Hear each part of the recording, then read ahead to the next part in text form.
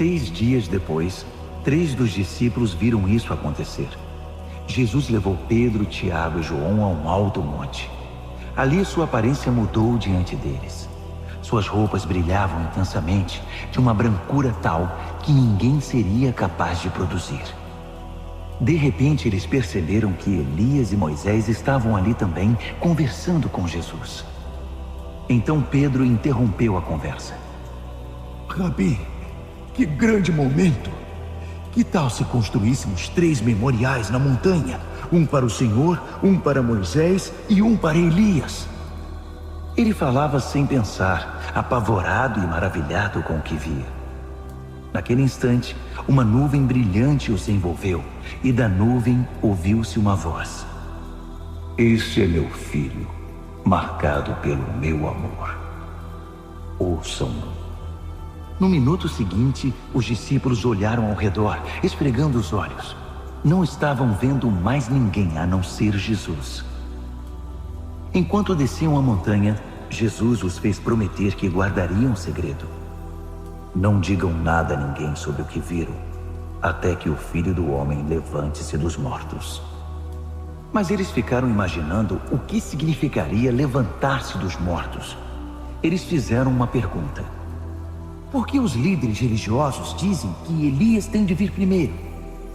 Jesus explicou. Elias vem para deixar tudo pronto. A verdade, porém, é que Elias já veio, mas eles não o reconheceram. Eles o desprezaram, assim como irão tratar o Filho do Homem. De acordo com as Escrituras, ele sofrerá terrivelmente. Será torturado e tratado com desprezo. Quando desceram a montanha para se reunir aos outros discípulos, viram-se rodeados por uma multidão imensa que debatia com os líderes religiosos. Assim que viu Jesus, o povo ficou animado. Correram para ele e o saudaram. Ele perguntou: o que está acontecendo? Por que toda esta agitação? Um homem da multidão respondeu: Mestre, eu trouxe meu filho que foi deixado mudo por um demônio. Toda vez que o demônio se aposta dele, joga-o ao chão. O menino baba, range os dentes e fica rígido como uma tábua. Falei com teus discípulos, esperando que o libertassem, mas não puderam. Jesus suspirou inconformado. Mas que geração! Vocês não conhecem Deus. Até quando vou ter de aguentar esse tipo de coisa? Quantas vezes ainda vou ter de passar por isso? Tragam o menino aqui. Eles o trouxeram. Quando o demônio viu Jesus, apossou-se do menino, que ficou babando e se contorcendo no chão. Jesus perguntou ao pai do menino: há quanto tempo isso acontece? Desde que era pequeno. Muitas vezes o demônio o joga no fogo ou no rio para matá-lo. Se o Senhor puder fazer alguma coisa, tenha misericórdia e nos ajude. Jesus disse: se eu puder, tudo é possível para quem tem fé. Assim que Jesus disse essas palavras, o pai do menino exclamou: eu creio, mas me ajude a vencer as minhas dúvidas. Percebendo que a plateia ficava cada vez maior, Jesus deu ordens expressas ao espírito maligno. Espírito mudo e surdo, eu ordeno, sai dele e não volte. Com muito estardalhaço, o espírito saiu. O menino estava pálido como um defunto, de modo que as pessoas começaram a dizer: ele está morto. Mas tomando-o pela mão, Jesus o levantou. O menino ficou em pé. Depois que chegaram a casa, os discípulos perguntaram a Jesus: por que não podemos expulsar o demônio? Ele respondeu: não há outro meio de se livrar desse tipo de demônio, a não ser com oração. Saindo dali, viajaram pela Galiléia.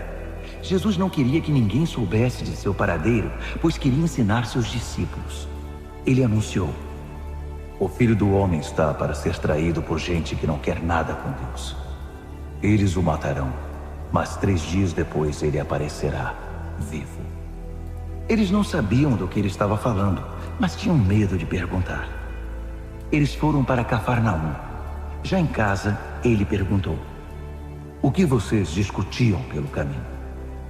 O silêncio foi constrangedor, porque eles estavam discutindo sobre quem deles era o maior. Ele se assentou, chamou os 12 e disse: Saibam que quem quiser ser o primeiro ficará por último e será servo de todos. Ele pôs uma criança no meio da sala e, pegando-a nos braços, disse: Quem recebe uma dessas crianças como eu estou fazendo, recebe-me também. Mais que isso, recebe o próprio Deus que me enviou. Então, João disse a Jesus: Mestre, vimos um homem usando teu nome para expulsar demônios e o impedimos, porque ele não é do nosso grupo. Jesus reprovou-os: Não o impeçam. Ninguém pode usar meu nome para fazer algo bom e poderoso e no momento seguinte afastar-se de mim. Se ele não é inimigo, é aliado. Qualquer um que lhes der um copo d'água em meu nome está do nosso lado, e Deus levará isso em conta. Mas quem prejudicar esses que são como crianças, intimidando-os ou tirando proveito da simplicidade deles, logo irá desejar nunca ter feito isso. Seria melhor jogar-se no meio do mar com uma pedra amarrada ao pescoço. Se sua mão ou seu pé os atrapalha na caminhada com Deus, é melhor cortá-los e jogá-los fora. É preferível viver mutilado ou aleijado do que ter 2 mãos e 2 pés que o levem para a fornalha de fogo eterno. Se seu olho desvia sua atenção de Deus, arranque-o e jogue-o fora.